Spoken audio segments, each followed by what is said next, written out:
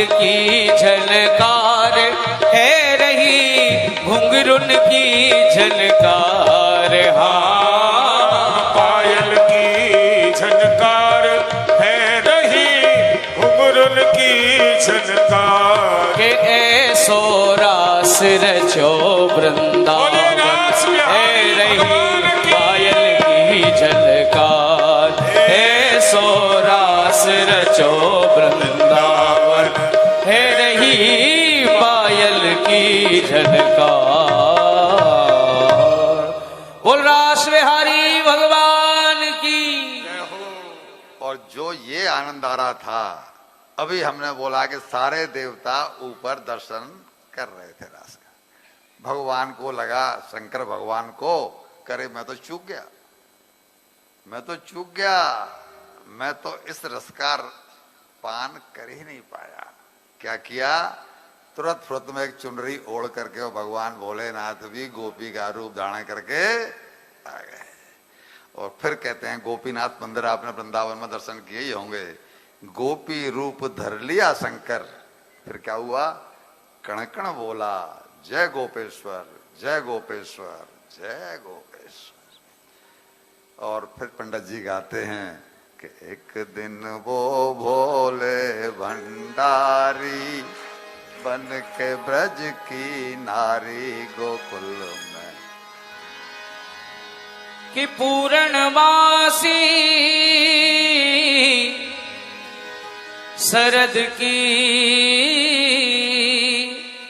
रचो कन्हैया रास। वृंदावन में है सखी घर घर यही विचार।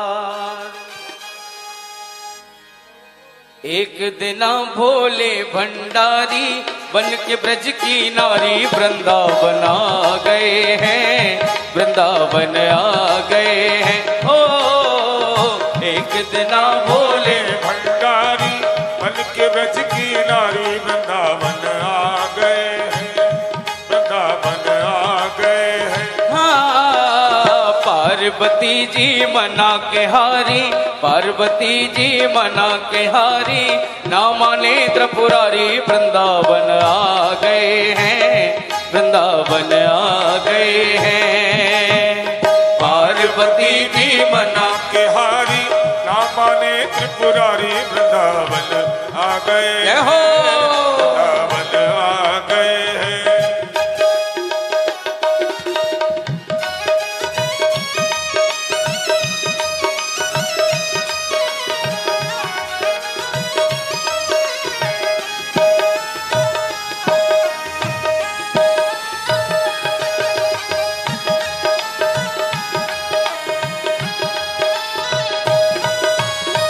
पार्वती से बोले मैं भी चलूंगा तेरे संग में, तेरे संग में। पार्वती से बोले मैं भी चलूंगा तेरे संग में, हो तेरे संग में। हो राधा संग श्याम नाचे,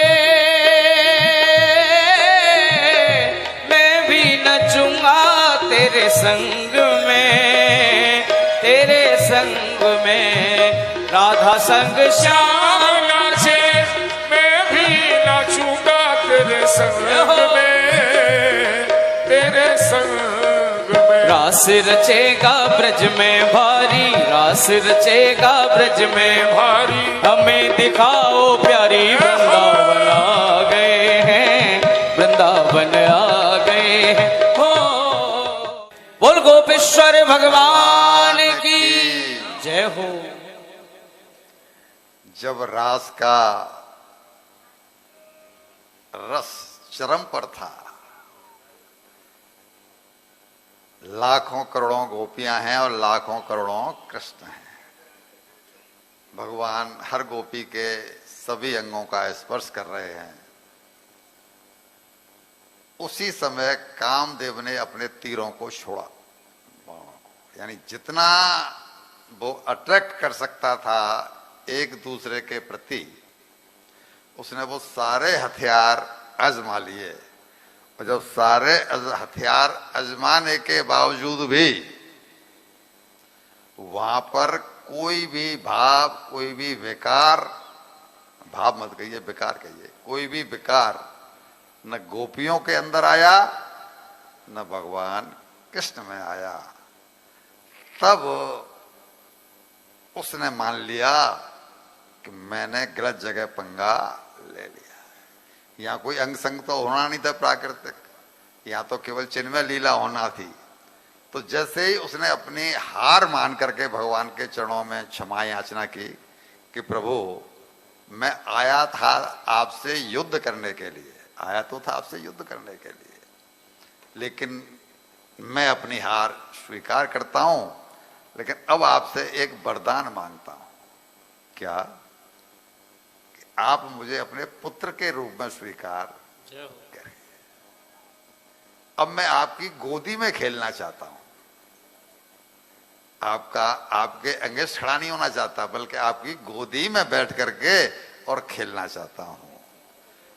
तब इन्होंने तथास्तु कहकर भगवान ने उसको आशीर्वाद दे दिया।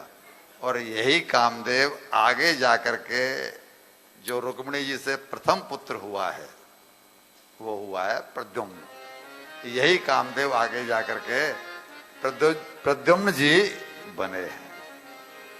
तो इसके बाद गोपियां रासलीला का आनंद लेकर के, ये रासलीला हमारे समय के हिसाब से, भौतिकता के हिसाब से 6 महीने चली है। भगवान कृष्ण के हिसाब से तो नहीं जाने कितना समय हो जाएगा, क्योंकि उनका तो समय बहुत लंबा होता है। गोपियां कहती हैं, कृष्ण ये कहते हैं अब जाओ, रासलीला पूरी हुई, मैंने तुम्हें जो सुख देने का वचन दिया था, स्पर्श का सुख, वो तुम्हें मैंने दे दिया, अब अपने अपने घर जाओ। लेकिन गोपियों का मन वापस जाने को नहीं है। इतना सुख पाने के बाद में अब वापस कौन जाना चाहेगा। हनुमान प्रसाद जी पौधार, सभी ने नाम सुना होगा। हनुमान प्रसाद पौधार जी कहते थे कि ये तो लाखों करोड़ों वर्षों से बिछे हुए जीव का और भगवान से ब्रह्म संबंध हुआ है, फिर जाने का कहां प्रश्न पैदा होता है। भगवान ने उनसे कहा ये कभी पूर्ण नहीं होता। रस लिया जाता है, लेकिन रस का अर्थ ये नहीं है कि उसमें डूब जाएं। एक छोटी बात कहें, मधुमक्खी रस लेती है मधु का, तो कैसे लेती है? नहीं, ऊपर से। मधुमक्खी रस शहद के ऊपर बैठती नहीं, और संजोग से कभी बैठ गई तो उसके पैर जो है ना वो रस में चिपक जाते हैं, फिर वो उड़ नहीं पाती। यहां एक युक्ति है, एक सूत्र है। हम धनपति हैं, हम सुंदर हैं, हम ऐश्वर्यशाली हैं, हम हर तरीके से प्रभुत्व में हैं, इसका रस तो लें, लेकिन उड़ते